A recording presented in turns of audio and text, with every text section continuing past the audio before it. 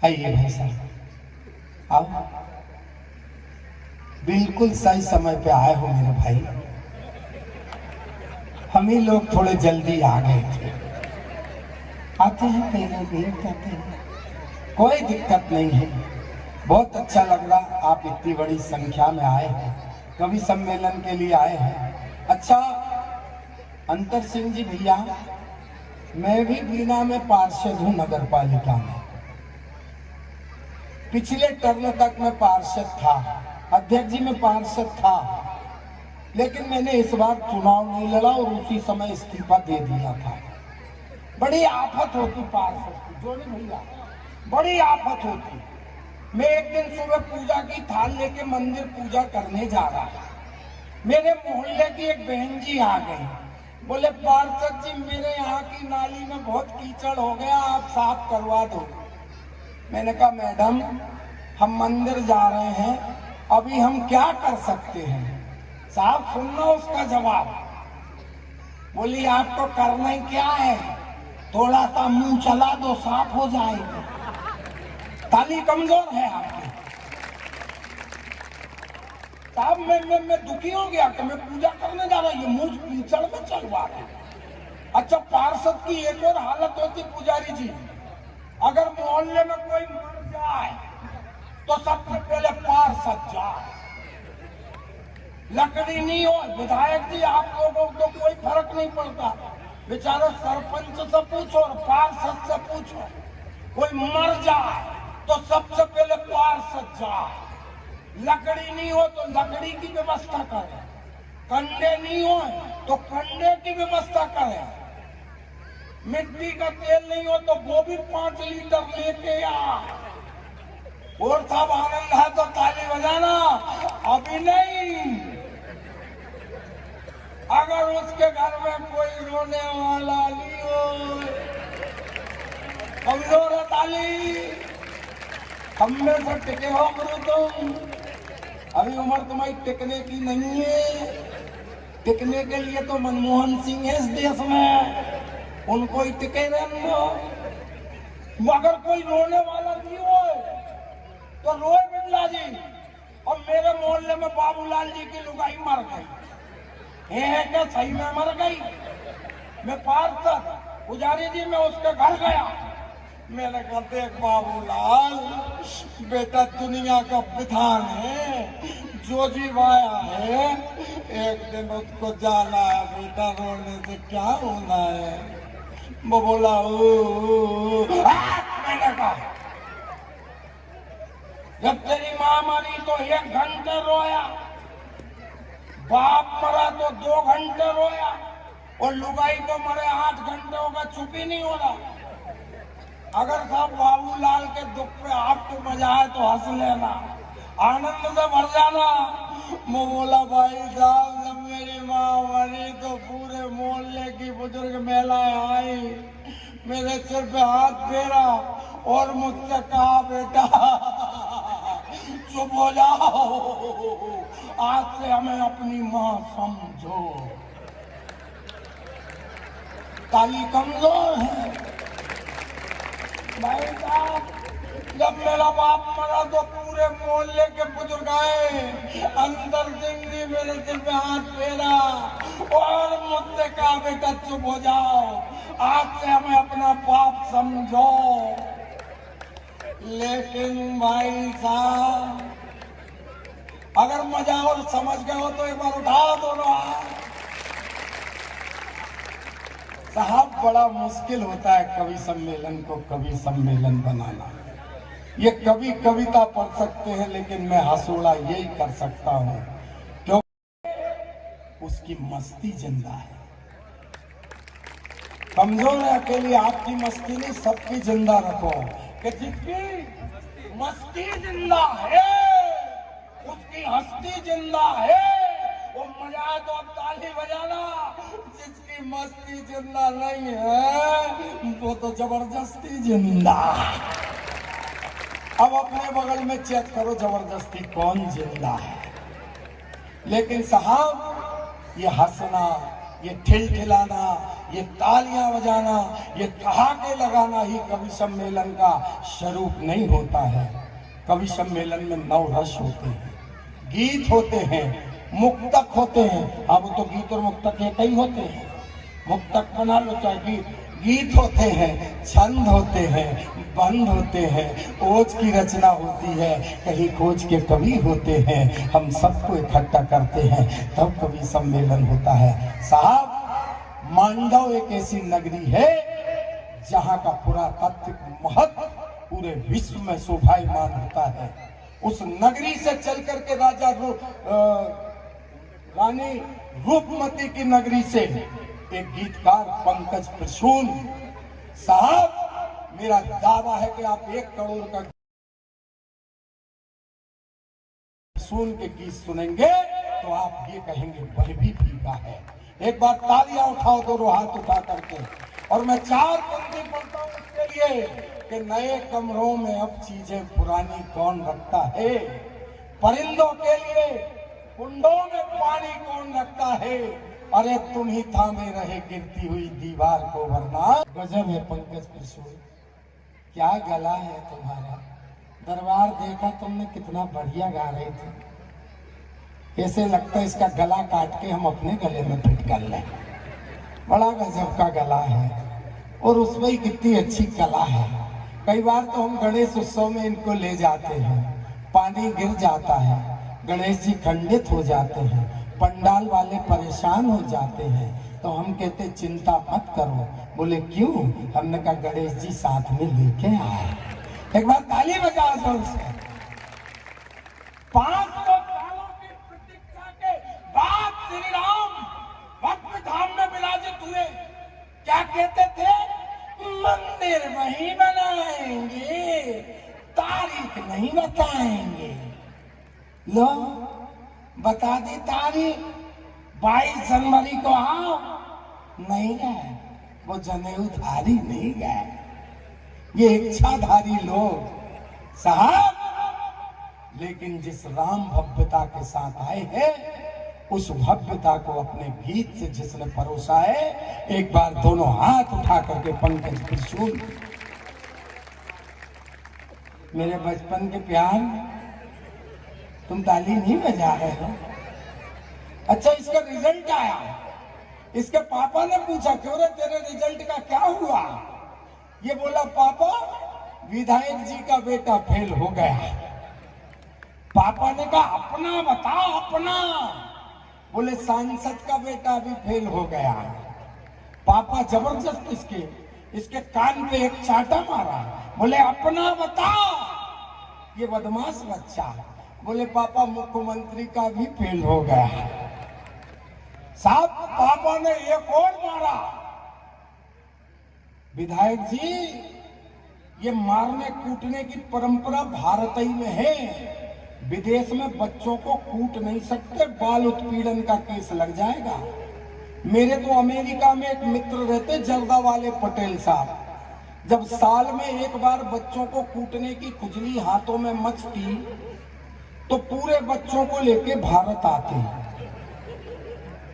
और फिर दिल से कूटते। तब उन्हें लगता हम इनके बाप हैं, तो उनने बाप होने का अधिकार प्रयोग किया, एक और दिया। साहब, इस बच्चे के जवाब पे आनंद आए तो हंस लेना, क्योंकि राम जी तो अब भव्य मंदिर में विराजमान हो गए। ये बोला पापा यार, जब विधायक का फेल, जब सांसद का फेल, जब मुख्यमंत्री का फेल, आनंद आए तो ताली बजाना। ये बोला यार पापा, तुम क्या कोई राष्ट्रपति हो जो तुम्हारे पास हो?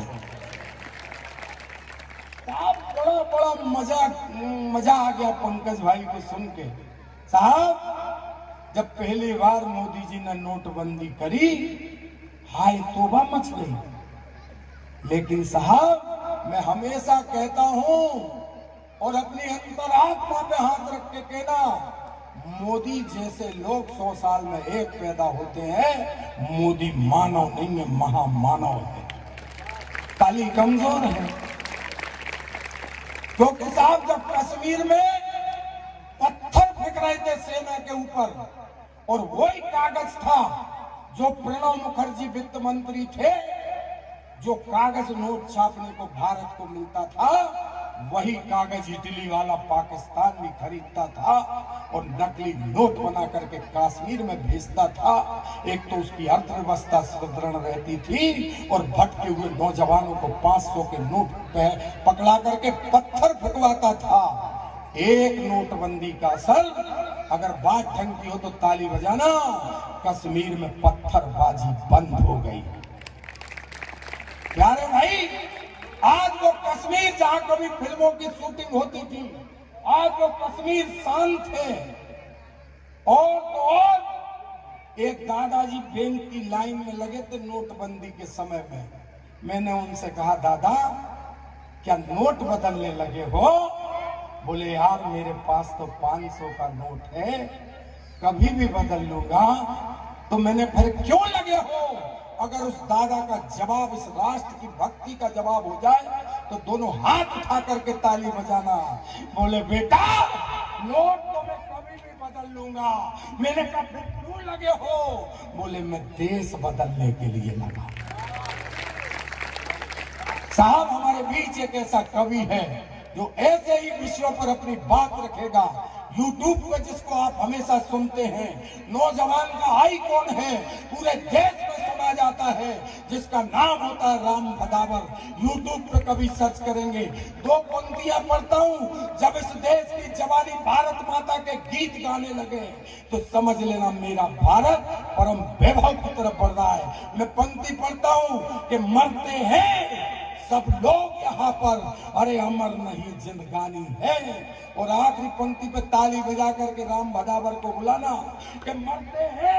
जब उन्होंने कहा कि बेटे पहाड़ होते हैं, क्या क्या हो गया जमाने को। जब बेटियों की इतनी सुंदर कविता सुना रही थी, सारे बेटे तालियां बजा रहे थे, और बेटी 2 बेटियों ने कुल ताली बजाई। लेकिन इसके बाद भी हम सबको बेटी बचाओ, बेटी बचाओ। अध्यक्ष जी खूब बचाओ, मगर बेटे क्या भाड़ में बैठे आए हैं? इनको कौन बचाएगा? अच्छा, पूरी दुनिया में नहीं, पूरे भारत में नहीं, सब पूरे वर्ल्ड में अकेली बेटी बेटी हो जाए और बेटा एक भी पैदा नहीं हो, तो बेटियां के मंदिर में बैठ के झांझ बजाए। भाई, बेटी भी बचाओ, बेटे भी बचाओ। हम लोगों को पहाड़ कह देती और खुद को फूल मानती। हम बेटे भी तो किसी के, अगर नरेंद्र मोदी नहीं होते तो क्या इटली की बेटी से ये देश बच पाता?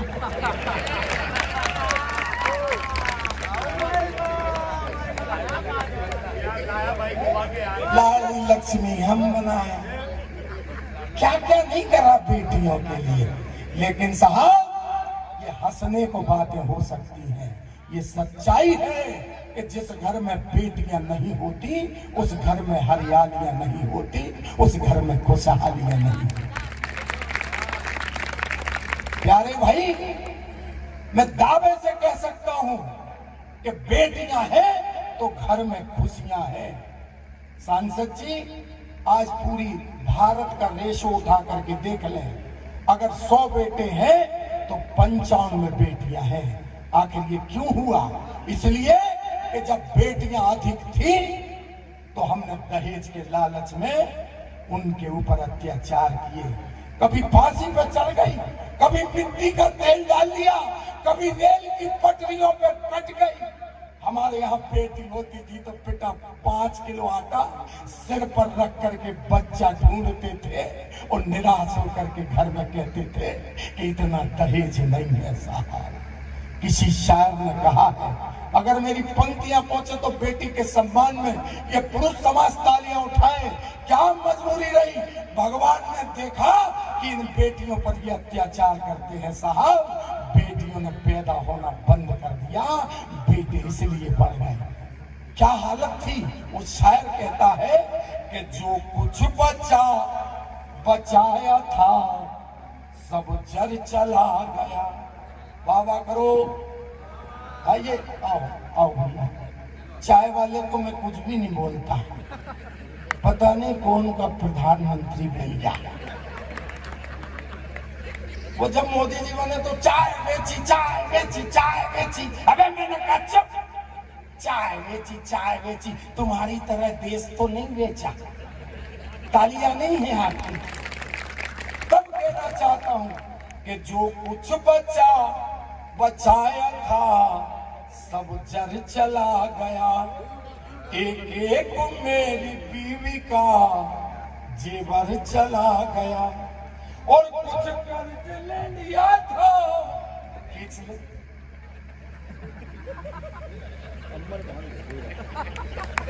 सांसद जी करते क्या है, फोटो खींच के ले जाते, सुबह अखबार वाले को दे देते, अखबार वाला मेरा थोबड़ा अखबार में छाप देता। अंतर सिंह जी के यहाँ अखबार आता, ये पढ़ के रद्दी में फेंक देते। अब रद्दी में फेंक देते, साल भर की रद्दी इकट्ठी होती। इनका प्यून उठा के हलवाई नन्नू लाल को बेच आता। नन्नू लाल हलवाई के यहाँ दरबार जाते और कहते 100 ग्राम जलेबी दे दो, तो वो मेरे थोड़े वाला पन्ना फाड़ करके उस पर जलेबी रख के दे देता।